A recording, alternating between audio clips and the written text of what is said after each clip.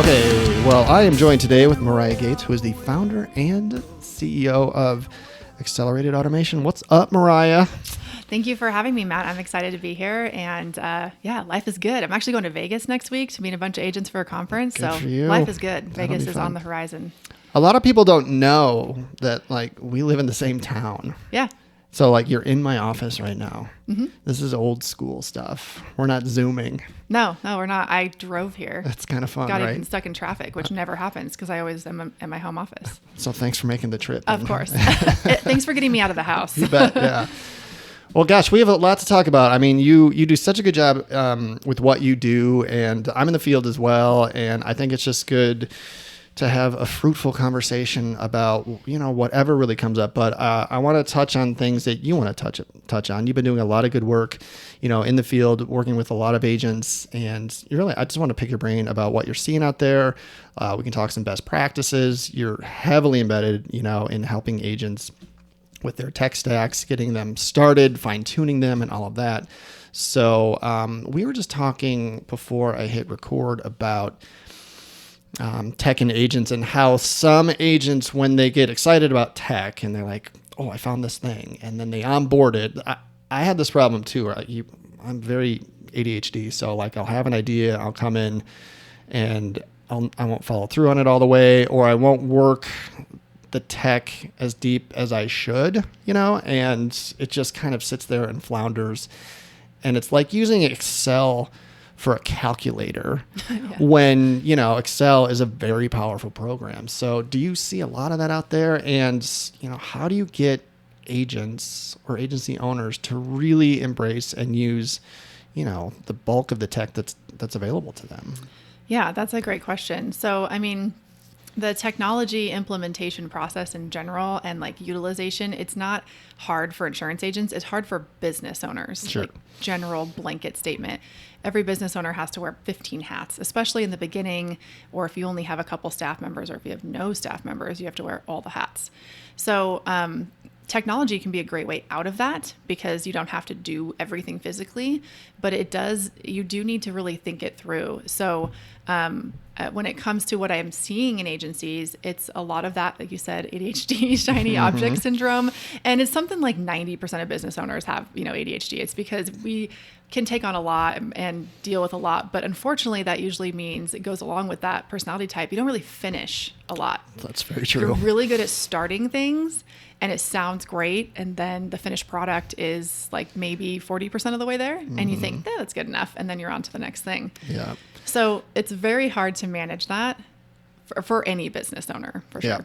Yeah, there have been so many times throughout my career, I probably still do, especially when I have a team, because I never am not thinking about my business, because I love what I do. I'm one of the lucky ones, where I'm driving around or I'm at home and it's always going. And I have a hunch that you're probably the same way. You're like, I can do this better. What if I did this, or what if I did that? And then I'll come in and I'll dump these ideas on my team. I'm like, we're going to start doing this and we're going to start doing that. And I'm going to track this and this and this. And I'll throw it out there.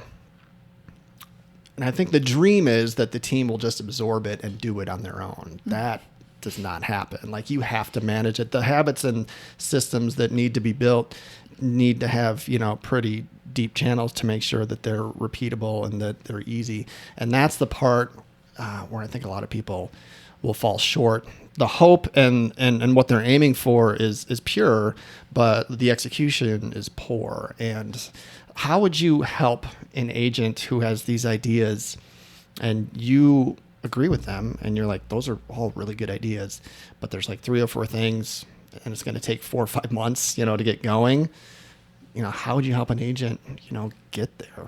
Well, so I think the first thing too, before you get into the actual helping, it's why is this important, so that you really understand the process that you're going to go through over 3 or 4 months is worth it. And you feel that conviction so I came from the corporate world, I worked for Chase and Wells Fargo, and there was a written procedure and policy for every single thing you would do in your day to day. So you didn't really have the ability to say well, I didn't know I was supposed to do it that way, because we were trained from day one to look up the procedure, because the procedures would also change. And banking is very regulated, which insurance is also very regulated. And when I switched from banking to insurance, one of the first things I remember telling my husband was, this is crazy. They didn't give me an agency policies and procedures. There's no manual. I'm like, hey, I need to add an SR22. How do I do that? Where's the procedure to add an SR22? Right. Yeah. Go find the button. I didn't know what an SR22 was probably for the first I didn't in the beginning either. It was two. brand new. Like, what is that? So, I mean, that was like eye-opening to me when I joined the industry. But when you look at these big companies, even if you look at large agencies, because at this point, I've been doing this for 6 years, and we have, our largest agency that we're working on with annual contract basis is $32 million in premium. And, the smallest one's $1 million. They're all over the place.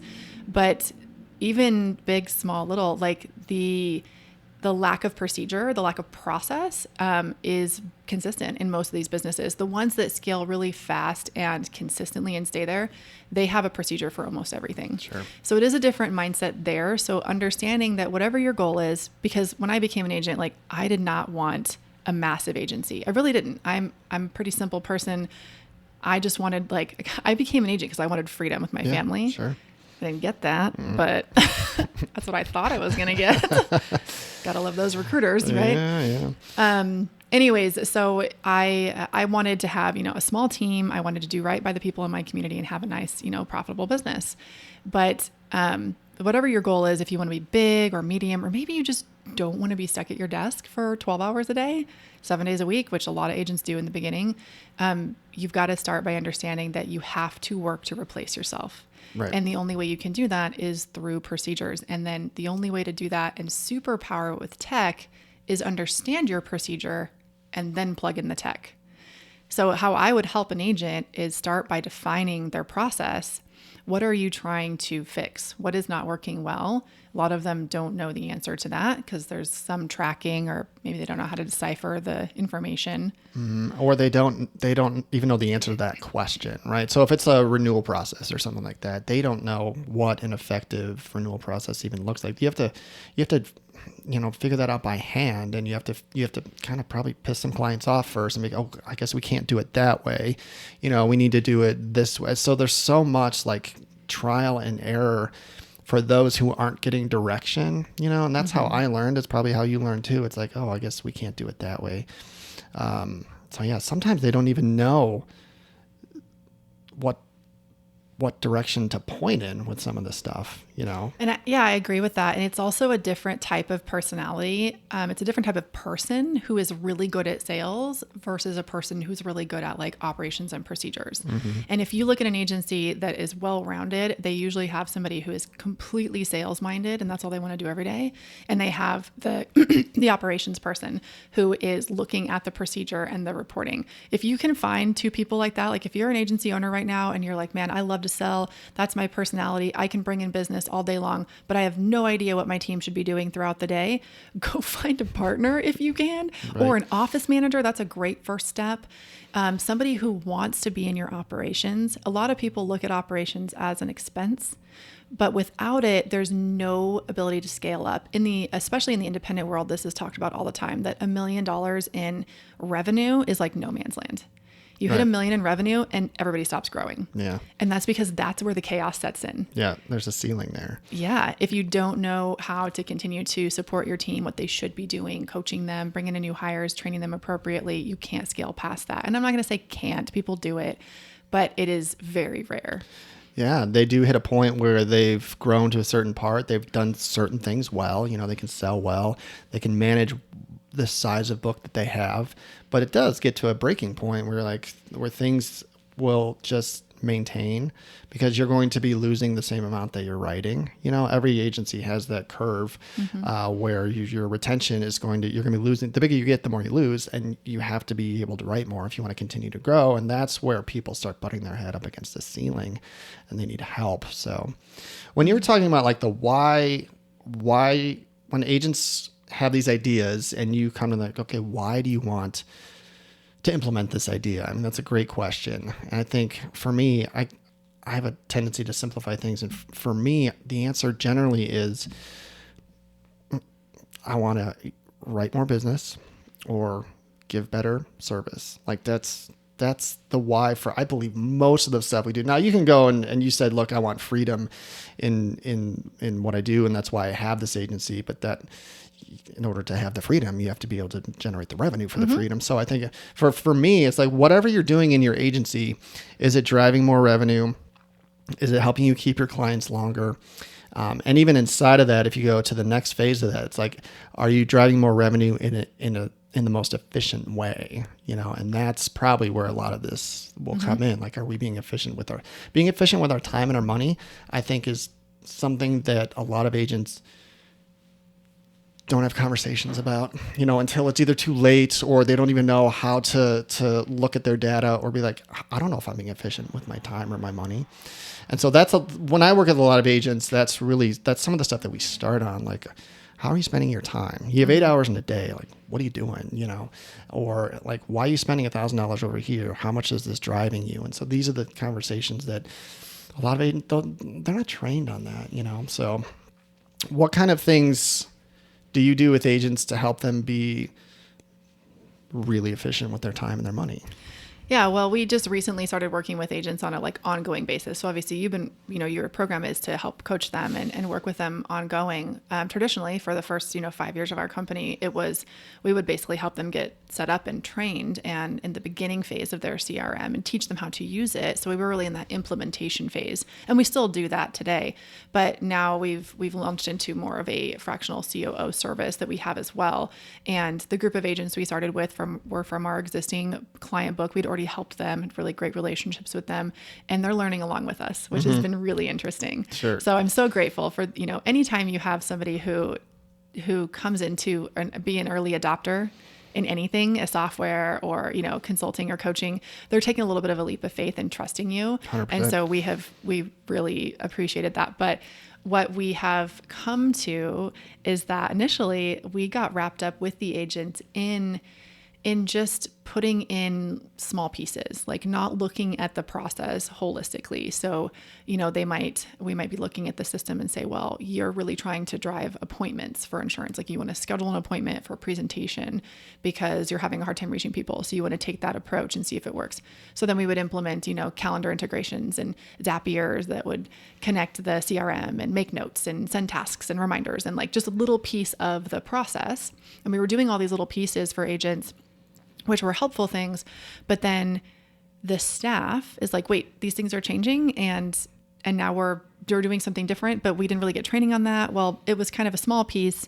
What we realized very quickly is it was a small piece of a much larger project.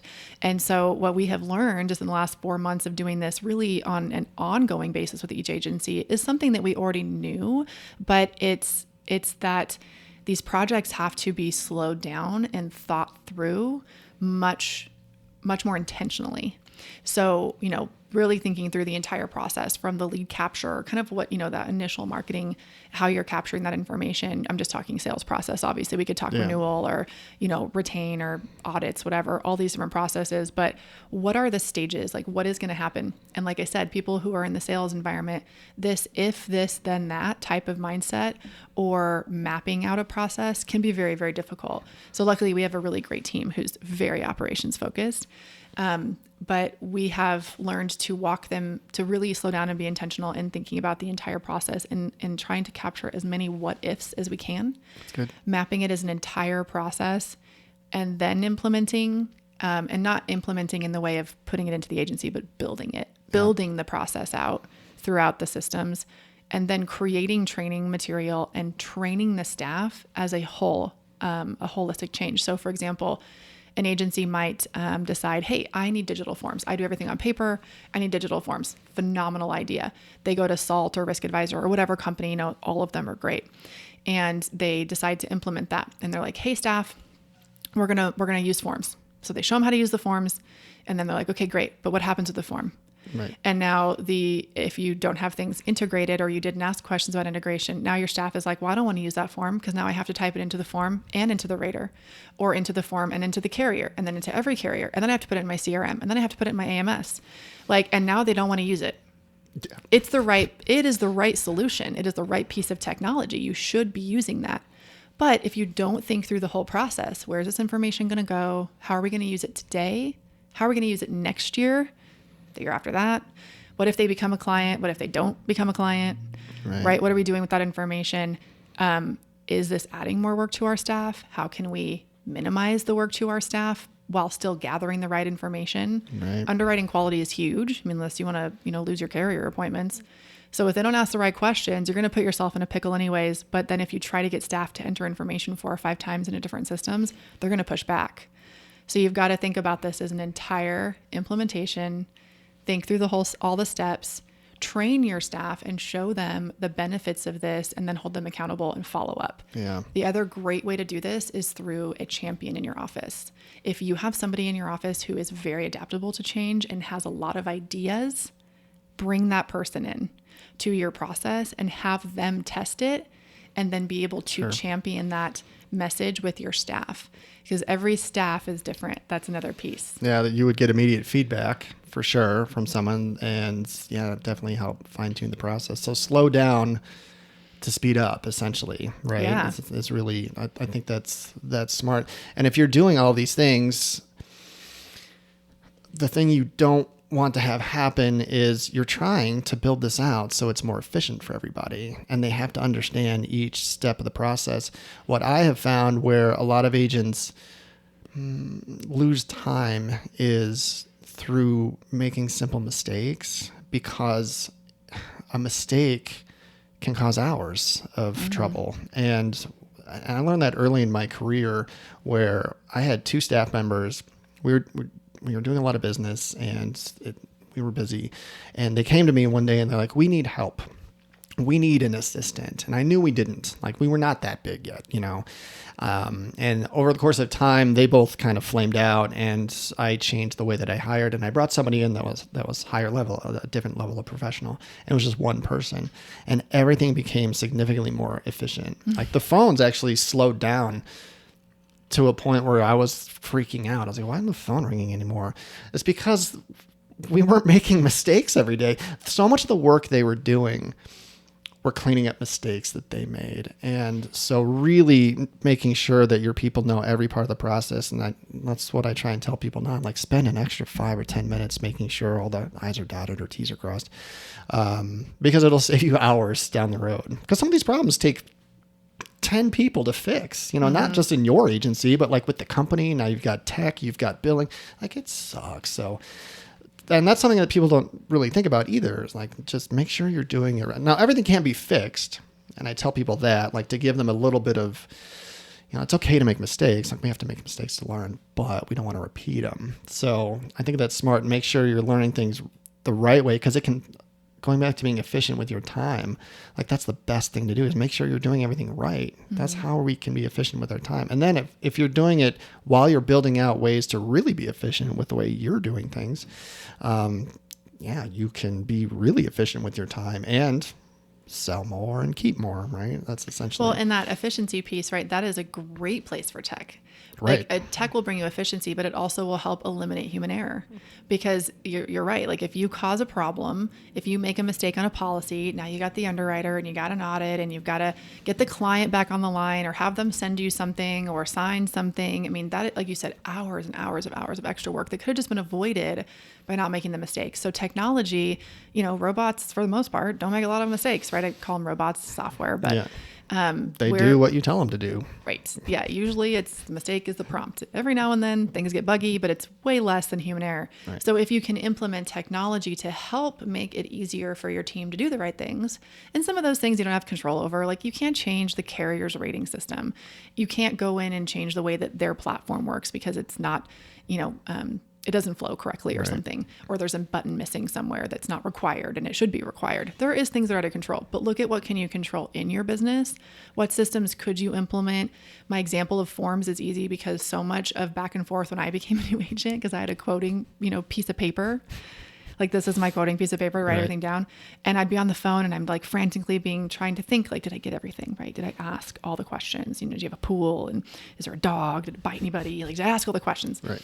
And I hang up the phone, and inevitably, probably 80% of the time, if not more, I forgot something that I needed to know. Then I have to call the customer back. And then more time wasted, voicemails, text messages, emails. Right. Please just tell me if your dog has ever bitten anybody. It's so much time wasted. But if you have something like a virtual form that just walks them through and they can't move forward without asking the question, That eliminates human error. It Sure. makes the team member's job more enjoyable because they don't then get stuck in that tracking somebody back down.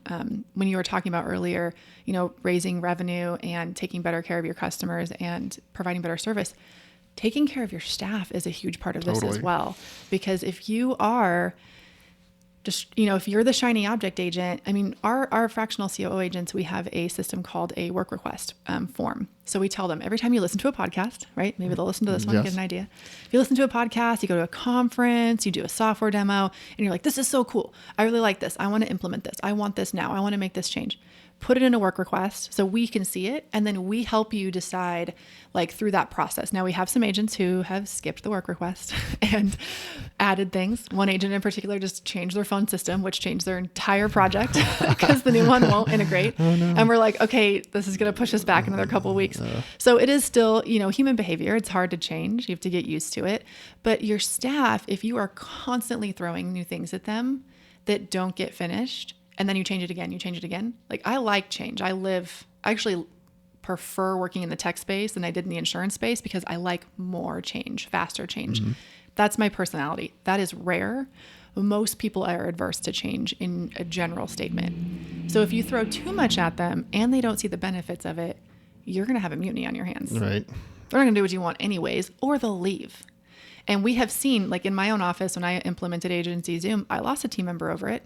She was only going to use paper. And I was like, this is not acceptable. You cannot use paper. Everything is in the CRM. Finally, I said, if I see a policy that you earned commission on and I look at the system and your notes aren't in there, you forfeit your commission. So she quit. It was a perfect way to get her to quit. I didn't have to fire her. Yeah. But so there's things you don't want people to do, and there's a better way to manage it. I probably could have managed it better, but that was new for me. Sure. And, but you've got to get your team on board, because if you get great systems, great tech, you think it through, you get your team on board, those are the agencies that are unstoppable, because you can plug people in. If you lose a really tenured team member and you've got great procedures and great processes, you can plug a new team member in and they'll knock your socks off in the first couple weeks. Yeah. How do you build out a library of procedures so that somebody can plug and play? So there's a lot of different resources out there. I mean, when I started doing it, I just had a Google Drive document and it just said employee training. And every single time somebody asked me a question, I made a video. Yeah. So I just went to loom.com and if they were like, how to do an SR22, I would record my screen and, click and do all the clicks and explain it. And I'd put it in a link and then I titled it SR22, and it's a searchable document. So that is a very cheap and easy way that anybody anywhere can do training. The more advanced version of that is there are learning management system softwares where you really build your own course. So if you think about if you've worked at any big company, you probably went through some kind of on-demand virtual course that you sat down in front of. All of us that do our training, our CEs. Thank you, CEs, right? We sit there and we click through it, take the test, and we're like, we know the answers. It's been 10 years of the same CEs. We get it. But you could build a course, and there's a lot of great programs out there done for you. They're pre-built, and they're really not that bad. My preference is a company intranet. So if you're on the Microsoft suite, it's SharePoint. If you're using Google Workspace, they have Google Sites. My company operates on Google. We use Google Sites. We have a really robust company, several company portals actually for different departments. And then there's even some website vendors who come with an HR portal. But this is where anytime anybody asks a question or they learn something new, you make it the virtual brain of your business, if you will. So here is our employee benefits. This is our PTO plan. That's in your portal, right? Mm-hmm. Anybody says, what's the vacation policy? Have you checked the portal? Right. Don't ask me that question until you check the portal. Think about it, you guys. If you could get your staff to stop asking you questions all day, how much time would you save? Yeah, and you want freedom? How much business could you write if you're still writing business? If your staff used their resources first and they had one resource to use. Now you might have to go to a carrier to look at underwriting guidelines, but even that, we have agents put that into their portals. You sit, part of your portal should be new hire training. So in your new hire training, you have it broken out by this is for salespeople, this is for customer service people. You're going to learn how to sell personal lines insurance. This is our process. Now they're also going to have to learn how to work with the carrier and the underwriting guidelines, but that is what we've been building. And The whole goal is for you as an agency owner to know that if your team comes to you, they have used every resource available and you don't answer questions more than once. Yeah, that's great. Yeah, the goal, obviously, I know the goal for me is to have a team that eventually I don't have to manage at all. You know, that if I leave the office, the level of work that's happening, even if I'm not there, remains the same, right? Like I don't want to go and then be out for a week and have my phone traffic decline or have my premiums not, that's not what any of us want. And the goal is to build a team that's self-sufficient, that can find answers for themselves, that are motivated. All of that is it's hard to do. It's hard to achieve. You have to have the right people and the right chemistry and things like that. But that's the goal and I tell my team that even before I hire them, I was like, look, my goal is to get you to a point where I don't have to manage you at all. I just want to support you and I want to be your biggest fan. Like that's what I tell them. You don't want to be managed, I'm sure, So let's work on that together really hard over the next 3 to 6 months or whatever. And then as long as they're hitting their numbers, they can have a very long leash here. That's the goal. So, and it's possible. I've been able to do it and it's the best when you can get it there. Right? It's the best. So. Yeah, there's not that stress of taking time off or that feeling of guilt or like, what am I going to walk back into? No, It's very hard to do because a lot of people haven't had to work that muscle to build a team and to build culture. And that's something else I wanted to talk to you about because I think it's something that you have, you write more about it, you post more about it, but like culture and leadership is something that I think is obviously very important to you, and it's something that's hard to achieve. And so I wanted to, pick your brain about that. What have you seen out in the field when it comes to agencies that have like the proper level of leadership and that are humming at all levels versus the ones that really need to learn how to do that better? Like how would you define a perfect form of leadership for an agency that's running at all levels? What does that look like from the top down? Well, perfect is, I don't think, ever achievable because Perfect. I think everyone has a different view of what perfect would look like. But I would say that over the time I've been a business owner and, when I first started as an agency owner, I was I knew commercial clients, I guess, but I was the only business owner that I got to see behind the scenes of a business. When we started working on CRMs, not that we were asking questions, but agents were sharing with us their revenue, their staff, their struggles, because we were just training them. So we're spending a lot of time with them. Sure. And I was like, wow, I wouldn't have guessed this from the outside. I didn't know this was happening. And now we work with agents on a much more ongoing basis, and we see a variety of different types of leadership. But what I would say is that you can't be an effective leader if you're talking to customers all day. So what you said, where you want to have a team where you can be their biggest cheerleader, like you want to support them. And in a business, you have to have somebody who's looking forward and trying to, this analogy came up on social media the other day, like they have to see the icebergs, right? You have to have somebody that's looking out. You got the captain steering the ship, and then you've got somebody that's looking out to make sure you don't hit an iceberg. Right. The ship doesn't hit it. The crow's nest, right? But this is the thing. The iceberg can be anything. Like it could be, something that a customer says or does that like creates a problem with your reputation in the community. It can be a staff member who, because you're talking to customers all day, they're dealing with a life crisis and you don't know about it. And that chooses them, that results in them making a poor decision or stealing from you or being dishonest or whatever. It can be anything. It can be, trouble between staff members. It can be your technology that's broken or outdated. It could be a carrier, that you're having an issue with, or maybe the carrier that hasn't paid you a commission on a policy that you wrote 7 months ago because you're not auditing the financials. Right. Or maybe the carrier doesn't write insurance anymore and they've pulled out and you can't do it anymore. So now you got to find something else, right? That is also bad. That happens all the time. What is my choice here? So I think that leadership in general it is so broad. Even if you have 1 or 2 employees, it's broad. You got to do everything you can to get yourself out of the day-to-day. That's the decision that is like now ingrained in my heart and soul. Like a business owner, the E-Myth, the book, the E-Myth Verified, like that book, I read that a long time ago and I read it and I was like, oh yeah, this makes a lot of sense. If you're the best baker in town, doesn't mean you're the best marketer or accountant or, manager or leader.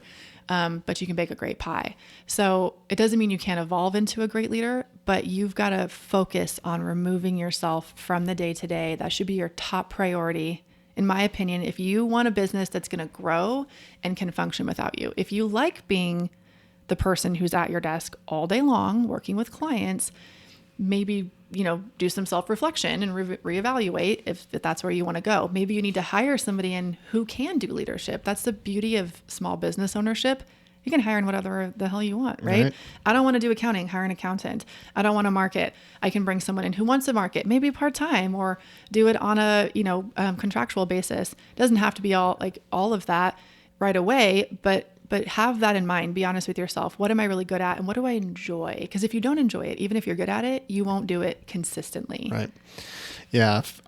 The leadership of a small business owner, especially if you're even if you're not scratch, but once you start your business, the journey of leadership is long, and it's changing and it evolves, because in the beginning you have to do everything because you have to know how to do it. Exactly. Right. And so in the beginning you have to do everything. And some people have a hard time letting go of some of those things for one reason or another. Most of the time it's because they don't trust their team to do the right job, right? They don't think they can do it right. They don't think they can do it as well as them. That's a problem. That's their problem, right? That's because why do you have people if they're not there to help you unload the things that you don't want to do, So delegating is something that people have to learn. They have to learn how to do it well.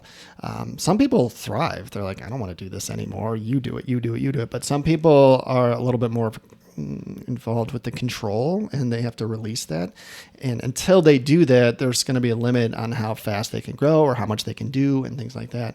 So when I am working with agents, I tell them certain things that were important to my journey, which at some point in time, I was like, I'm not answering the phone in my agency anymore. And I tell some agents that, and they think that that's crazy. They're like, that's crazy. And I'm like, no, it's not. I'm like, that's what I want to do. Like, I don't want to answer the phone anymore. And you do it. There's a process there. Like, your clients that want to get to you, you have to train them. Like, you know what? I don't do that anymore. Meg does this for me now. And now, Mariah, when I pick up my phone, if I answer my phone, like, my clients are worried. They're like, why are you answering the phone, Matt? Where's Meg? Like, they're freaking out. I'm like, she's just busy, or she's out, or whatever like that. But I love not answering the phone. I love it, because I trust my team is going to take care of any phone call that comes in. It's not that I don't talk to my clients or anything like that. Of course I do, but that has freed up so much time. And there was a period of time too where when I'm fully staffed, I only work 4 days a week, and like you tell agents stuff like that, and they have to learn that that's something that is possible. Yeah. I heard Jack Jameson speak one time, and he had said that in his agency, his customers were so well trained that if they called the office and Jack answered, it was the same thing. Like, we don't want, but they would also, like, he had trained the team to say things like, you don't want Jack to do that. He'll break it. Right. I remember he said that in his speech, and I was like, wait, your staff says that, like, you'll do it wrong? That's weird. But it's because they're making themselves the expert in these, like, you know, policy changes or customer maintenance or whatever. And that's not what his role is. And that was the first time I ever really heard that. And then I am, you could ask my husband, I am a control freak. I want to have hands on everything. But when you realize what that leaves you with, when you finally actually realize, like, this is going to be my life always, and it's so stressful, and then you do delegate. Now, the first time you delegate, right, what's probably going to happen is someone's going to mess it up, and then you're going to be like, well, I knew I should have just done it myself. I told you so, right? Confirmation bias. Right. I knew this was wrong. Those guys on those podcasts had no idea what they were talking about. So you have to do it, obviously, a few times. But I also had heard several times from other people that they said, you know, really all you need is someone that can do the work to the same level, like the 60% of the level that you would do it at. So if you're going to do it at 100% and they can do it at 60%, that's a win. Because you're not going to hire another person that's going to have the business owner mentality. They should be a business owner or they won't be there long. Right. So you're going to hire people that are going to, you know, have a different level of ability to accomplish tasks than you will. And that's okay. I mean, that still doesn't mean they're the wrong person. They can still be a great member of your team, but 60%. So remember that. They can do it at 60%. Now I'm going to go do something else. Right. And when you do it and you delegate, at least for me, you get a little addicted to delegation. You're like, I don't want to do any of that stuff. I mean, I love running my company, but But, we're at like 14 staff members now, and we've helped over 700 agencies. So there's a lot. Like, you want to, the insurance agencies that want to talk to, like, they want to talk to me or they want to talk to this person. Like, my phone doesn't ring. I don't even have a phone line that could ring if a client was trying to reach me, because my team does that. Because if I'm doing those things and I'm helping agents directly with the service we provide, then the innovation, like, for example, we're always demoing softwares. I've demoed 3 softwares this week alone that are specifically targeted to the insurance industry, not to mention reviewing updates to existing software to then put that into our portal, right? I put it into the portal so that my team, I can say, hey guys, there's an update with this, go check the portal. And I don't have to then spend time training all of them. They go find that information, but somebody still has to lead that. You have to be looking out forward.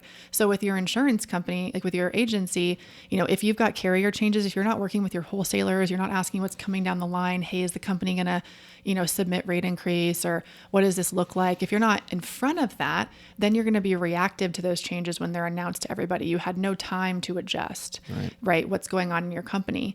So if you're listening to this and you're like, but I've got to do it best, just try it. But try it for like 3 months. That's the other thing. Always try stuff for a period of time. Give yourself, I love that number. A time period, whether it's a lead vendor, delegation, working out, whatever you're trying to do different. Try it for 3 months and then assess. Don't try it once and quit. It didn't work. Keep trying. I tried that Facebook ad and it didn't get me any leads. I spent $50 on Facebook ads and I didn't Facebook sell ads anything. Sucked. Yeah, so stupid. I mean, they don't. They're actually really phenomenal. It's a great way to market. If you do it right. Yeah. Yeah. No, that's good. All of these are so important. Like, if you had somebody holding your hand, through specific important parts of your career as an agency owner that would help you avoid like these mistakes and help you make the right decisions, it really accelerates your career by years. I didn't have I had mentors and things like that, but it wasn't like on the day-to-day or regular. It wasn't a regular thing where I was being helped, every week. And it's so, if you can find that, it's invaluable.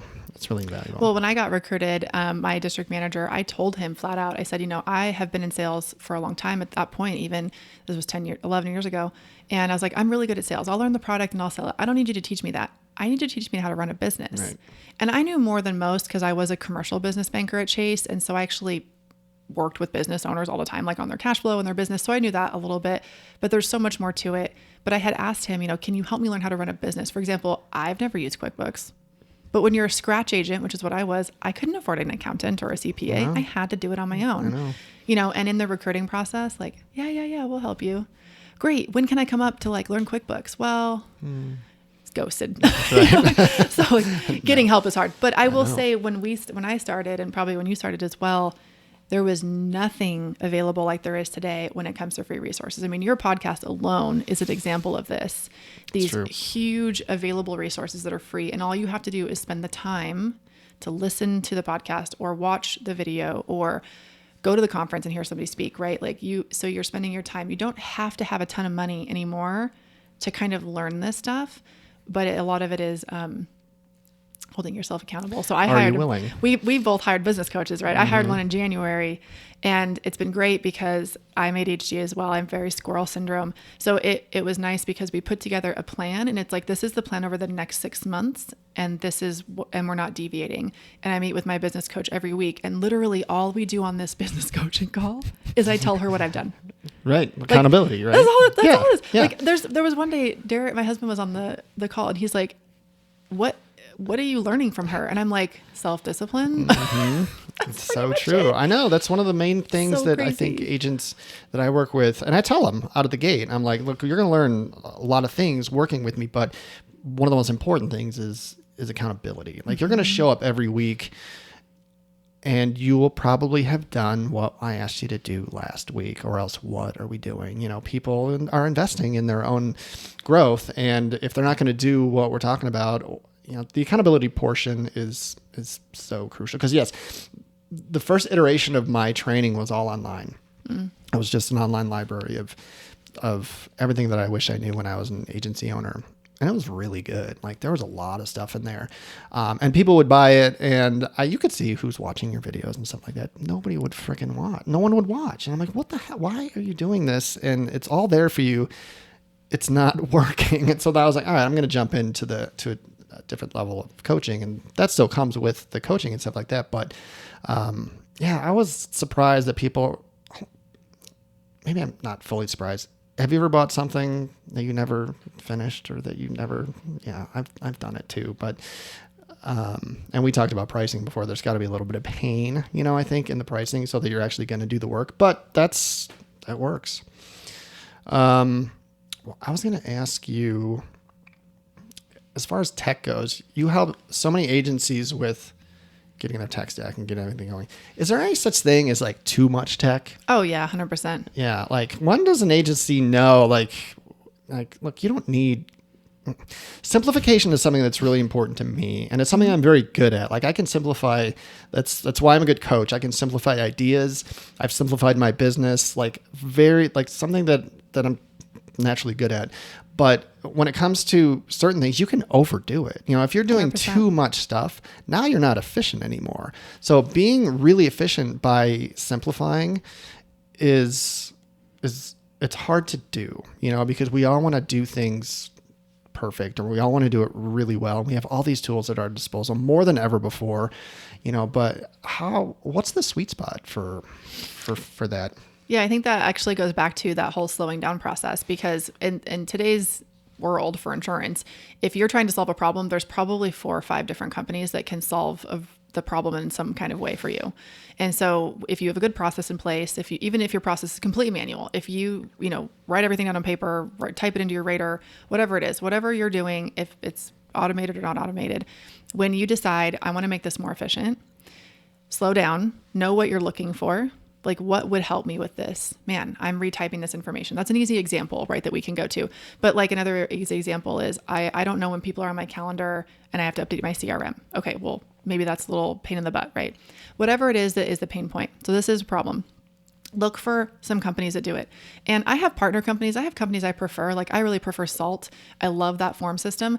But if you want to go with Gravity Forms or Jot Forms or Risk Advisor, or maybe you do commercial and you do WonderWrite or whatever, there's so many solutions, you guys. So slow down, do some research, ask around, say, hey, I'm trying to find something that does this, and then schedule demos with all the companies. Take your notes, compare and contrast. Always look for integration. If it doesn't integrate, it's going to be harder. You're adding more work, right? Adding more work. Can the integration be built? That's the second question to ask. And then make a decision and then implement. If you do that, you won't end up with this massive tech stack. Now, the other side of that is if you also fully implement that, meaning you learn, like, you do their online training, because all these software companies have on-demand training and nobody looks at it. Yep. And then they complain about software training. Right.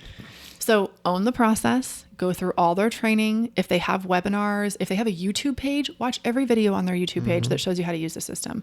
One thing at a time. Because what I'm seeing consistently is that these companies are starting to overlap. So I'll give you a very easy example. I'll just keep using forms. I'm just going to keep picking on Salt. So Salt is intake forms for personal lines, and then Canopy Connect, which I love. I was a really early adopter with that system, where you can get deck pages, right? Which is so helpful. We know a ton of agents, they won't even quote without deck pages because they don't believe that there's enough buy-in from the prospect, and they don't want to waste their time. So they're a lower quote volume, but really high close ratio. A lot of independents do that. But they were 2 totally different things, and you needed both of them if you wanted to have that more digital client experience. Now, Salt is forms, and they can get deck pages, okay?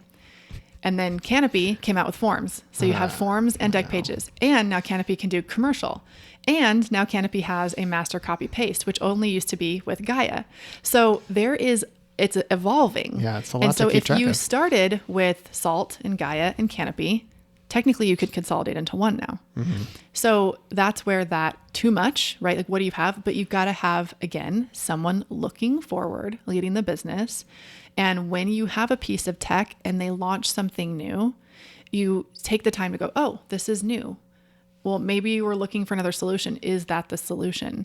Do you need something else? And utilizing the whole system, because usually people end up with a really ridiculous tech stack when they actually don't know their existing software will do it. Yeah, a ton of redundancies, right? Exactly. So redundancy. So again, it goes back to like, slow down, take your time, implement, have leadership through your implementation, and then you've got to be free to be able to be ahead of this stuff.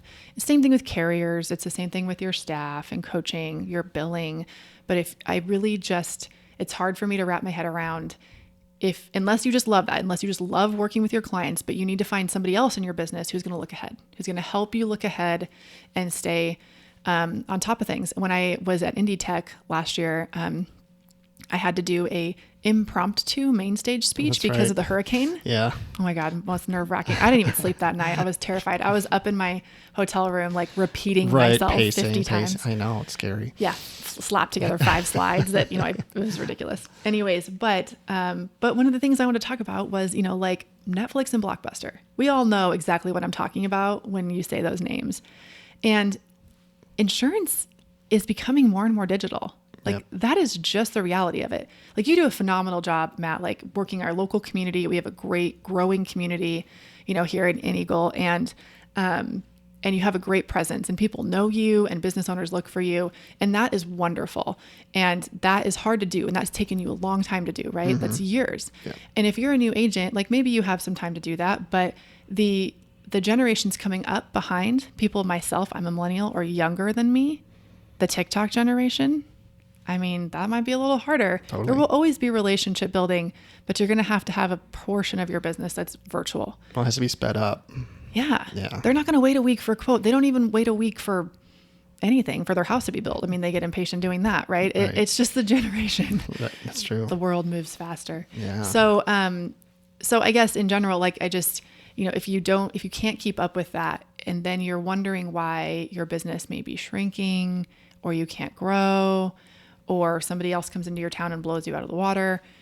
There's reasons for that. Like innovation has to happen. It has to happen in every business or you will be the next Blockbuster. That's true. So that would be, that sounds super harsh. People are like, oh, you don't have to be virtual to be a good agent. That is true maybe today, but do you think it'll be true in 10 years? I don't know. It's funny. In a prior life, I was between jobs and we moved across the country because I was supporting my wife who was going through a program in North Carolina, and I was between fields and I was like, I'm just going to take a job. And I worked at a Blockbuster in 2003 for a year. And it was a really intense time. 2003, like Netflix was out. Like they were sending DVDs in the mail and stuff like that. And like Blockbuster had to respond, but they were too late. Blockbuster started a mail program and we were getting discs back in the Dropbox from their mailers and stuff like that. They started to try and do a streaming thing shortly after, but they were way too late. Because Blockbuster thumbed their nose at Netflix years ago. Blockbuster could have bought Netflix for $50 million. That was on the table in like 97. And Blockbuster thought it wasn't going to last. And I think Netflix is worth $500 billion now. They could have got it for $50 million.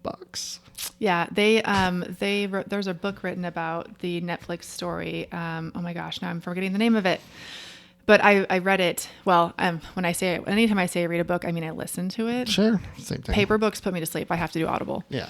But we drove to Las Vegas last year for a conference. We decided we wanted to road trip down, and I listened to that thing in the car. My kids were like, Mom, turn it off. You're like, no, this is incredible. We don't care what the CEO at Netflix did. It was hilarious. I loved the book though. And it was a lot about innovation and it's called No Rules Rules. That's what it's called. And it's a lot about taking off guardrails in a business when you hire the right people. It's just really cool. But their story is amazing. And you don't have to be if you're an insurance agent listening to this, we're not saying you have to be first. But the thing is no, at this point, nobody's first. If you're trying to build a digital footprint as an agency and you're trying to be efficient, move faster, and have a good client-facing process that is more virtual, that they have the option for, and then they still have the option to come into your office, you're not first. You're way towards the back end. Mm-hmm. So, and it's not going to be avoidable. So we know anytime you look at things that make stuff more convenient and faster, it doesn't die. Nope. Less friction. That's something that we talk about all the time. Like I ask agents all the time, is there something in your office that you do regularly that if you stopped doing it, no one would notice and no one would care? It's a great question, and I'd want every agent who's listening to think about it, because and some of this stuff takes a little bit of risk and things like that, because they're all leaps of faith and a lot of the decisions that we have to make. But in the best interest of being efficient with time and money, I mean, you have to try these things, right? So, for example, I turned my phones off in my whole agency between 12 and 1 because we were busy, and like that's a great hour to catch up. It's a great hour for my team to take a deep breath, have lunch, and like take care of the really important stuff that might be on their desk at that time. And I was like, all right, well, we're going to see how this happens. We're going to see what happens here. We're going to see if anybody's if my clients are going to really flip out, or if they're going to be pissed that they can't get a hold of me between 12 and 1. I did this 7 years ago. Nobody has ever said anything. And it's been an invaluable part of how we are so efficient. Like that hour is really important to my team. You can do a lot of work in an hour, and so, and if the phone's not ringing, even more, and so stuff like that. I don't even know how I thought about it, but I was like, what if we tried this? But I like tinkering. It's one of my favorite parts of being an agency owner. You get to, that should be the fun part of the job, is you get to play with things and you get to try new things. And if it didn't work, like I would turn the phones back on between 12 and 1. These changes do not have to be permanent. That's another thing that I talk to agents about, is like, look, you can try this stuff. And if it doesn't work, just go back. That's okay. We can so do that. At the same time, though, doesn't work. That doesn't mean that one person calls you and says, I called at noon and your phone didn't ring, nobody answered. That does not mean it doesn't work. No, because we see that with automation. We put an automated campaign and it goes out, you send out your first 5 emails and one person replies and they're like, I didn't like that you emailed me. And then the agent turns it off. Right. They get a hold of us and they're like, your automation sucks. It doesn't work. Yeah. And we're like, oh my gosh, really? Let's look. So we get in their system because we can see everything that's been sent. And we're like, but you only sent 5 emails. How do you mean it doesn't work? And 40% of them opened it, or whatever the percentage was. And this one person was mad. And I'm like, okay. Yeah. Good for them. Keep going. Right. Turn it back on. Yeah. Because the other people didn't care, and you're never going to make everybody happy. That's just not how the world works. No. So you have to give it some time and decide if this works. If turning off the phones at noon works, if your team is more efficient, keep doing it. Yeah. I spent a week in an agency down in California. My team and I did, helping them in person. It was the first time and the only time we've ever done this. And captive agency with a large outside book. So it was like this blend of captive and an independent. It was very interesting. And their phones ring all day long. I mean, this agent is so great at network marketing. They don't have to, they don't buy leads for anything. The business just rolls in. He knows everybody in that town. It's phenomenal. But he has the team fractioned between commercial and personal lines and service, which is good. Sales, personal, commercial, and service. And they have different specialties, and they work even in different systems. And but the phone rings, and all their desks ring. So I'm in this office for the week, and their phones are ringing. I'm like, oh my God, I'm gonna have I'm gonna hear ringing all night in my hotel because the phones are always ringing. It was driving me crazy. And I was like, why don't we do a call tree? Like, they call in, if you need help with a new personal policy, press 1. If you, and the agent was like, but we are very customer centric. Like, I don't think my customers would like that, that they're pressing a number. And I'm like, I get it. Have you ever tried it? No. Right. Great. What if the voicemail is, like when the phone picks up, thank you for calling the blah, blah, blah agency. Because of wonderful clients like you who are constantly referring business to us, we have grown, and to be able to better serve you, we have split our teams. So press 1 for personal lines and 2 for commercial or whatever, personal insurance, business insurance. I go, well, that alone, separate the calls, because the commercial team, 2 of them are remote. They don't even work in the office. Think about how many phone calls that would not ring in that office those poor people. Every day. And so the agent agreed, and we implemented it, and it works perfectly fine. There's no complaints. It's fine. But we trained the client with a very flattering statement. Thank you so much because of you. Yes, because of your wonderful referrals and your, what's the word when you're loyal? Your loyalty, right? Yeah. Couldn't think of it. And and it was flattering, and they didn't have any problems. So sometimes you're imagining the problem, right? Totally. My first sales job, I was a bank teller, and I had to sell credit cards, and I'm like, but I hate credit cards. Well, not everybody hates credit cards, Mariah. Right. But they're high interest. What if they go in bankruptcy? And they're like, but what if they don't? What if they take advantage of what the credit card can offer them, right? Yeah. So what if it helps them not get evicted? So don't worry too much about your own preconceived notions. Give it a try. Yeah, totally. And then decide. Absolutely. Well, I'm out of time, Mariah. Thank you so much for coming in. I mean, I love talking shop with you. You are a huge asset to the industry for what you do to all the agencies, new agencies, growing agencies, seasoned agencies that need, to make a leap. I know that your team works very hard. I know how you do all of your due diligence with everything that you recommend to agents, and I know that they trust what you do and what you do for them and what you bring to them. So, and you put out great content too, and you're one of the people in the industry that I trust too. Like whenever you put something out, I pay attention to what you say because I know that you care, and I know that your best interest is with the agents. And I appreciate you, and I appreciate you coming in and talking shop with me. Thank you for having me, and I feel like that flew by. So thank you. I had a lot of fun. Yeah. All right. Thanks, Mariah. Take care.